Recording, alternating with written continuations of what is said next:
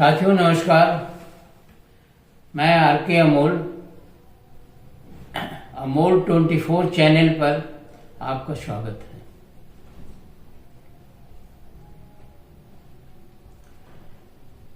देश में एक खबर बहुत तेजी से फैल रही है और उस पर बहुत सारे लोगों के व्याख्यान भी आए हैं और बहुत महत्वपूर्ण और समकालिक समस्या है या घटना है।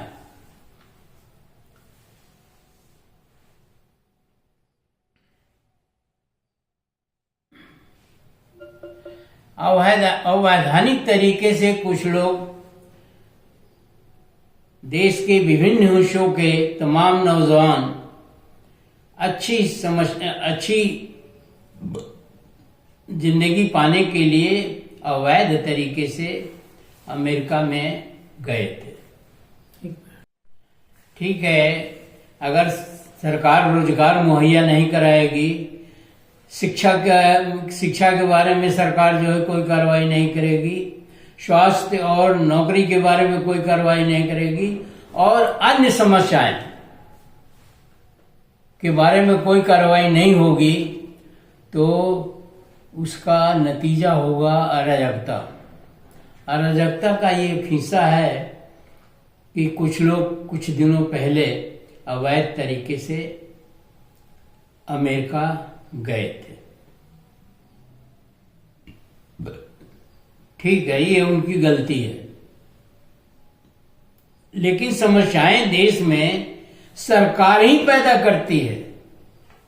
सरकार शासन करने के चक्कर में या राज सत्ता के चक्कर में सरकार ही देश के अंदर कठिनाइयां पैदा करती हैं, देश के अंदर विसंगतियां पैदा करती हैं, देश के अंदर कुछ इस तरह का वातावरण बन जाता है कि ऐसी घटनाएं होती हैं।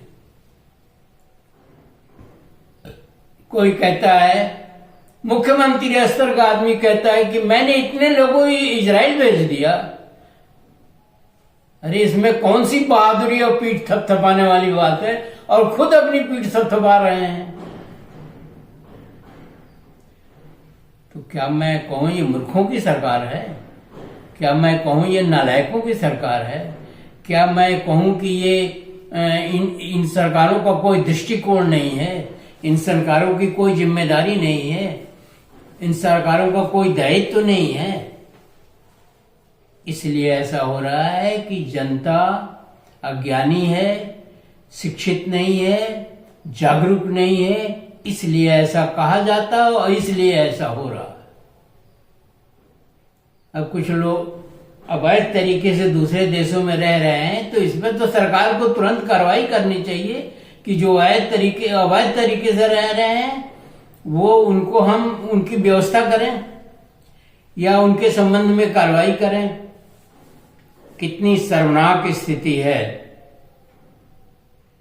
कि 104 भारतीयों को हथकड़ी और बेड़ी लगा करके, इतना तो खूंखार कैदियों के साथ भी नहीं किया जाता है जितना ये है। ये तो मजबूरी बस या किसी परिस्थिति बस जो है वहां गए थे, उनका सही समाधान होना चाहिए। गलती है, नौजवान है, कोई उसमें बुजुर्ग या इस तरह की नहीं गए थे, लेकिन ये हो रहा था, अमेरिका का रुख बदल गया। तो उसने अपने देश के हित में ऐसा किया, लेकिन उसे बर्बर तरीके से किया गया, उसे अपमानजनक तरीके से किया गया, उसे शर्मनाक तरीके से किया गया। और भारत सरकार सोई हुई है। भारत सरकार तो 56 इंच का सीना लिया है और विश्व गुरु बन चुका है और विश्व की प्रथम अर्थव्यवस्था है भारत की। जाने क्या क्या है और क्या क्या झूठ बोला जाता है। सरकार के शीर्ष पर बैठे हुए अधिकारी और राजनीतिक लोग जो है संवैधानिक पदों पर बैठे हुए धड़ल्ले से झूठ बोलते हैं। यहां तक कि साधु सन्यासी भी धड़ल्ले से झूठ बोलते हैं। कोई व्यवस्था नहीं है, किसी तरह की कोई संवैधानिक मर्यादा नहीं है, किसी तरह की कोई जिम्मेदारी लेने को तैयार नहीं है। सब अपनी अपनी छाती ठोक रहे हैं, मैंने जो ऐसा कर दिया, मैंने तो वैसा कर दिया, मैंने तो ये कर दिया, वो कर दिया, और धरातल पर कहीं कुछ नहीं है। दोस्ती सारे विश्व से है, कोई ऐसा देश नहीं बचा है दुनिया में जिसकी दोस्ती भारत से ना हो, या भारत के राजनीतिक गुरुओं से ना हो, या राजनीतिक संवैधानिक पदों पर बैठे हुए लोगों से ना हो। सारे दोस्त हैं, पूरे विश्व के सारे लोग दोस्त हैं। और उन्हीं दोस्तों में सबसे बड़ा दोस्त जो है, एक ने इस तरह की शर्मनाक जो है भारतीयों के साथ व्यवहार किया, उसे जरा सा भी शर्म और लज्जा नहीं आया। और भारत सरकार तो बेशर्म हो चुकी है। भारत सरकार को तो कोई शर्म ही नहीं है, कोई उसकी भारत सरकार की जिम्मेदारी नहीं है। और 86 इंच का सीना बढ़ता जा रहा है। सीना, रुपया भले गिरता जा रहा हो, लेकिन सीना तो बढ़ता ही जा रहा है। ऐसी स्थिति में यह बड़ा ही शर्मनाक लगता है कि देश की बदनामी, बेइज्जती और झूठे अमृतकाल और विश्व गुरु और ये कहना, कब तक झूठ बोला जाएगा और कब तक लोगों को भ्रमित किया जाएगा और कब तक लोगों को गुमराह किया जाएगा। ये तो खुद भी सोचना चाहिए। राज सत्ता कोई ऐसी चीज नहीं है जो आप फॉरएवर, हमेशा के लिए है। राज सत्ता तो आती रहती है, जाती रहती है, लेकिन आपके व्यक्तित्व का भी तो एक छाया है, एक व्यक्तित्व का भी एक आधार होना चाहिए, व्यक्तित्व का भी एक समायोजन होना चाहिए। अनाप शनाप बकना है, देश की बदनामी करानी है। दूसरा दोस्त जो है वो 20 किलोमीटर भारत की सीमा के अंदर आ गया और आप कुछ नहीं कर पाए, आप गिराते रहे और उसको नकारते भी रहे कि नहीं, कोई नहीं घुसा है। तो ऐसी स्थिति में यह बड़े शर्मनाक स्थिति है और इसमें लगता है कि उच्च पदों पर बैठे लोग मानसिक रूप से विक्षिप्त हैं।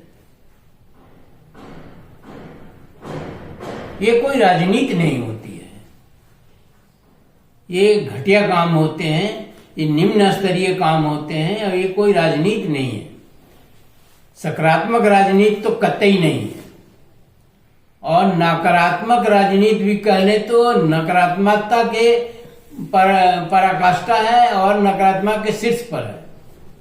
ऐसे कितने दिन तक चलाओगे आप, चलाएंगे आप? जनता का सिर्फ गनीमत यह है कि जनता जागरूक नहीं है, जनता शिक्षित नहीं है आपकी, और आप मूर्ख पर मूर्ख बनाए जा रहे हैं।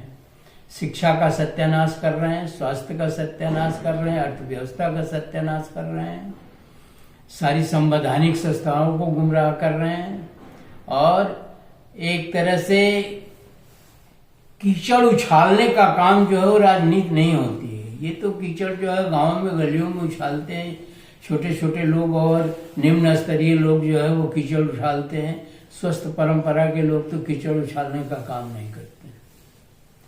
और देश में हम लोग देख रहे हैं कि खूब कीचड़ की होली हो रही है। सुबह भी हो रही है, दोपहर में भी हो रही है, शाम को भी हो रही है। और कीचड़ की होली, एक दूसरे के ऊपर कीचड़ उछालने में पता नहीं क्या आनंद आ रहा है, क्या ये होती है। अगर आपका मनोबल गिर गया है तो गद्दी छोड़ के जाइए, दूसरे को बैठने दीजिए। और अगर आपका दिमाग और स्वस्थ परंपरा में काम करने की इच्छा शक्ति है तो वो काम करिए। देश को बर्बाद करने से ना आपको मिलेगा ना जनता को मिलेगा, अल्टीमेटली ये देश गुलाम हो जाएगा। ऐसे ही गुलाम हुआ है, वरना इस देश की तरफ झांकने की और करने की कोई हिमाकत नहीं कर सकता था। सिकंदर लौट गया, एक अदना से शासक के, एक नए शासक के सामने वो टिक नहीं पाया।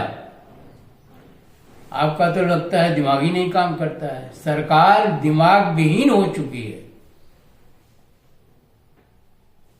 तो ऐसी स्थिति में इस देश का क्या होगा? देश का वही होगा जो 755 साल हम भोगते हैं। एक जमाना था जब ईसा पूर्व 184 में मौर्यों का शासन का अंत किया, वो भी षड्यंत्र और धोखे से किया गया।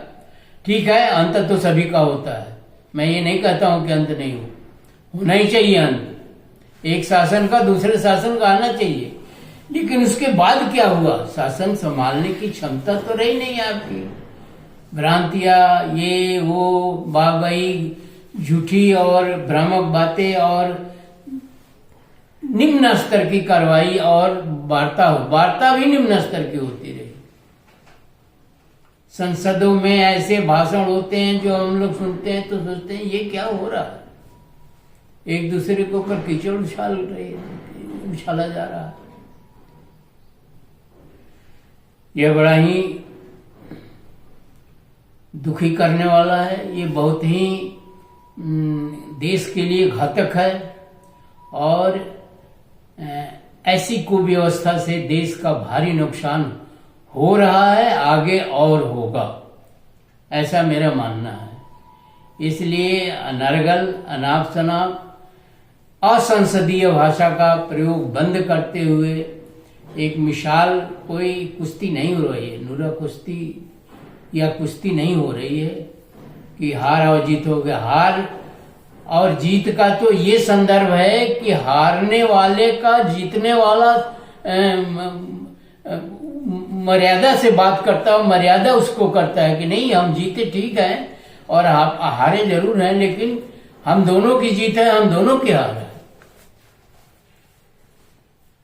तो भाषा का स्तर भी बहुत निम्न है। पूरे देश के लोगों की मैं बात कर रहा हूं, और शासक पार्टी जो होती है या जो शासन करता है उसकी जिम्मेदारी तो 80% उसकी जिम्मेदारी होती है। हम तो यही निवेदन करेंगे कि स्तर में सुधार लाया जाए, जनता को भी जीने दिया जाए, देश की मर्यादा को भी बहाल रखा जाए। और आप, ऐसा मुझे लगता है कि ऐसा आप जानबूझ के कर रहे हैं, ऐसा नहीं है कि आप बहुत ही अनाड़ी हैं या ऐसा है, आप जानबूझ के ऐसा कर रहे हैं। अनजान की गलती तो अनजान में होती है, जो जानबूझ करके किया जाता है वो गलती नहीं होती है। इसी के साथ वीडियो में समाप्त करता हूं और आशा करता हूं कि देश के संचालन में, शासन में, कार्रवाइयों में एक सुधार होगा और सुधार करना आवश्यक है। ये सभी का कर्तव्य है। धन्यवाद। वीडियो को लाइक, शेयर और सब्सक्राइब करना न भूलिए। ये हमारे लिए एक उत्साहवर्धक कार्रवाई होगी। जय संविधान, जय प्रकृति, जय भारत।